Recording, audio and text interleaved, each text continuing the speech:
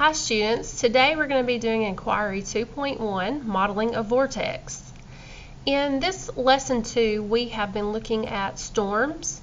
We've talked a little bit about thunderstorms, tornadoes, hurricanes. So in this inquiry, we're going to be modeling the vortex that occurs when the air circulates in a tornado or a hurricane.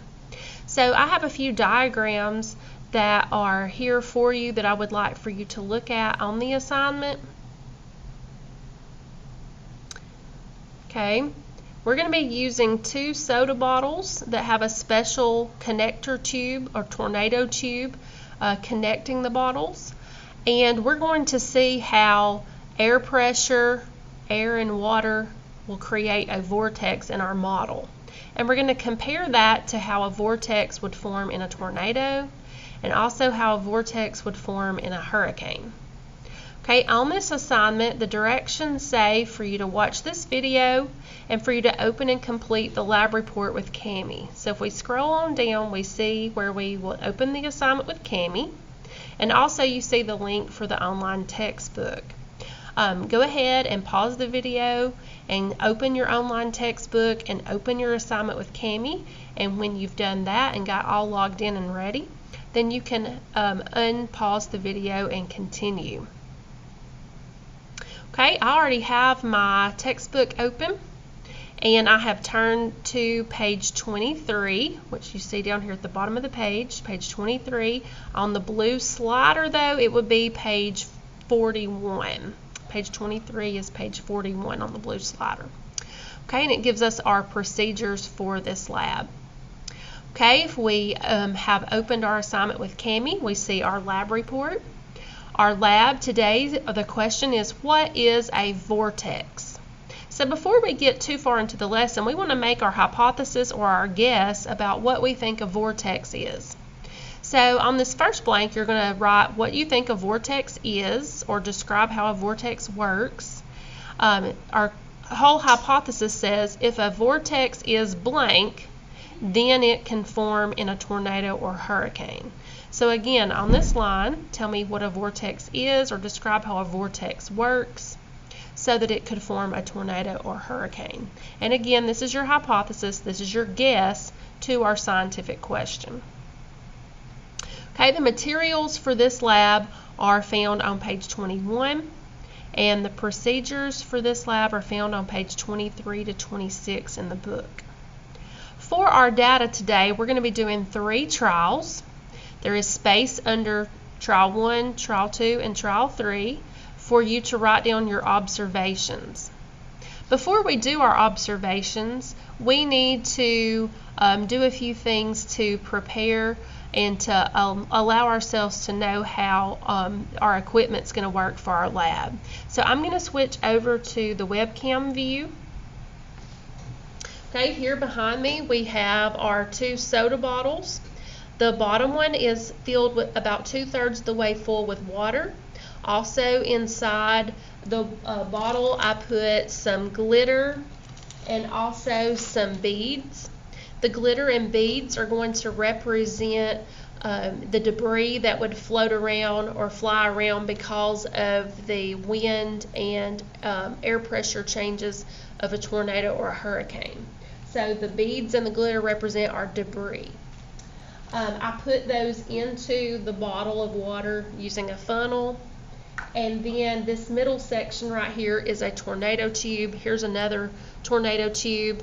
It's just a tube that has that connects 2 soda bottles together, and it has a hole in the middle. Okay, first, before we start our trials, I want to demonstrate what would happen if we just turn the bottle upside down. Okay, so I'm going to just turn the bottle over. And why is all the water not rushing down into the bottle at the bottom?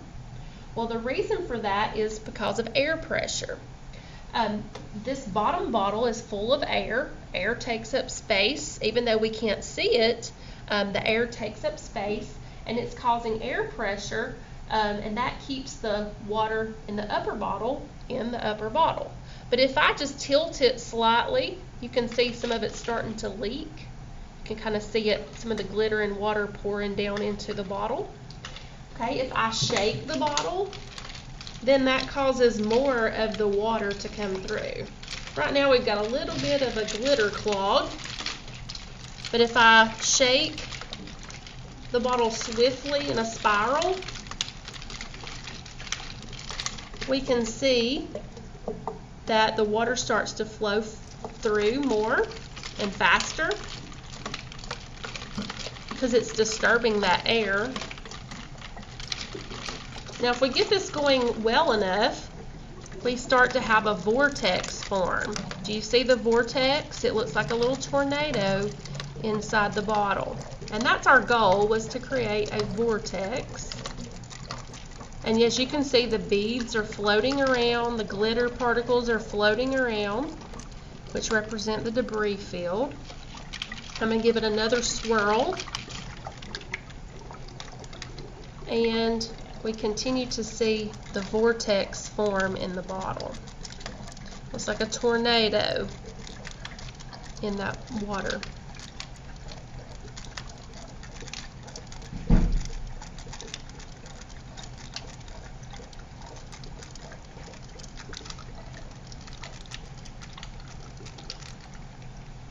Okay, now that you see how our tornado tube and bottles work, we're going to do our first trial. So with our trials, you're going to make observations about what you see.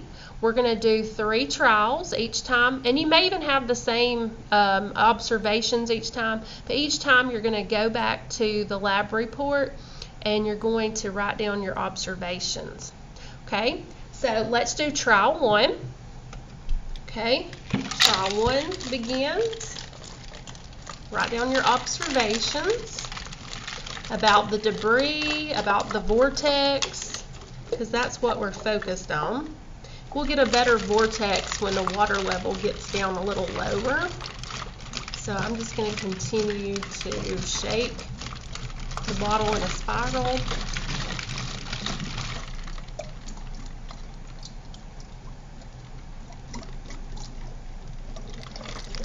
Okay, there we go. Notice the little tornado and the debris. So make observations about the vortex and the debris.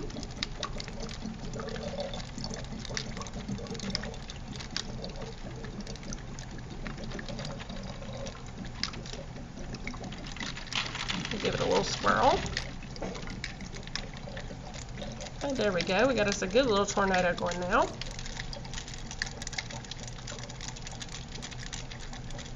Make observations about the shape of the vortex, what you think is happening.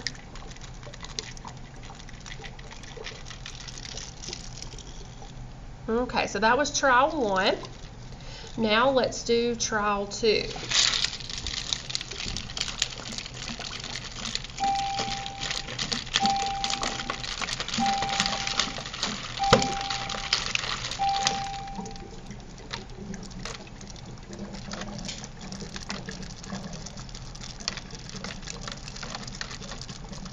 Again, make your observations about what's happening. You can describe the vortex in any way. You can describe the debris and how it's circulating.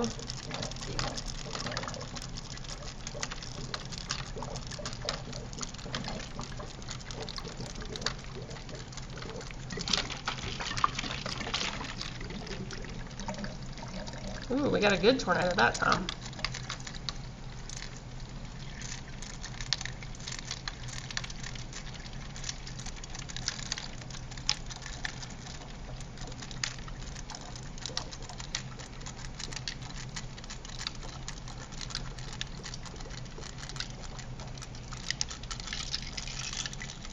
Okay, and then quickly we're going to do trial 3.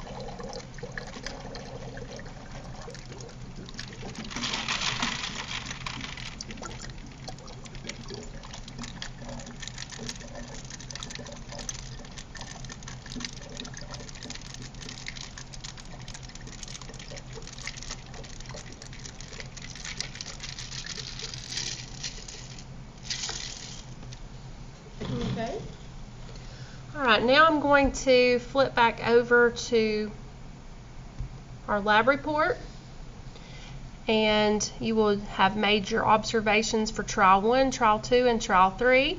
In your observation boxes you would have typed in what you saw happening with the vortex or the debris. Okay, next step is your analysis. In your textbook you will go to page 28 and 29 and read what is a vortex, and please do that before you answer the questions. So I'm going to flip over to the book. I've got to flip over a few pages to the passage called What is a Vortex? That's page 28 and 29 in the book, which on the blue slider would be page 46 and 47. So you will read what is a vortex. Please make sure that you stop and read the whole article. It's very short, just a few paragraphs, but it's going to describe the vortex, and that will help you better able to understand it and be better able to answer your questions. Okay, so there are a couple of questions to answer based on the passage and what we did in the lab. When you finish answering all of those questions, you have 3 vocabulary words. The best place to look up your vocabulary words is in the glossary in the back of your AMSTI book. So if we scroll over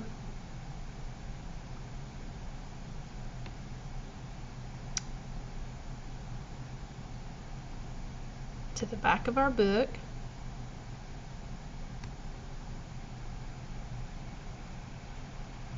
well, hang on a second.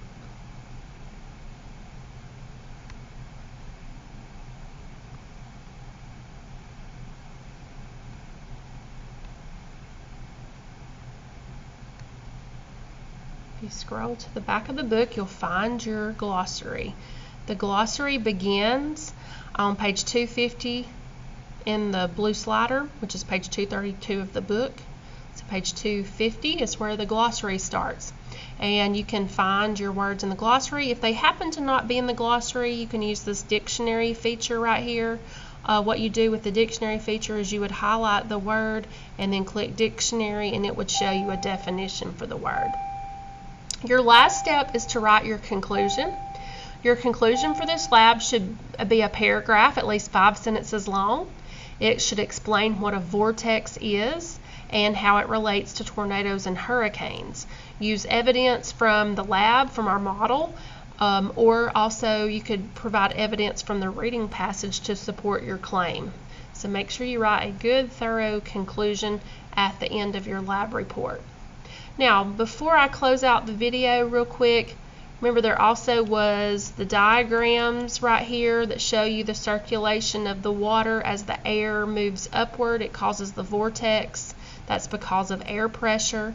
So make sure you look closely at those diagrams, because it can also better help you understand what happens in a vortex. Okay, once you have completed your lab report, make sure you turn it in.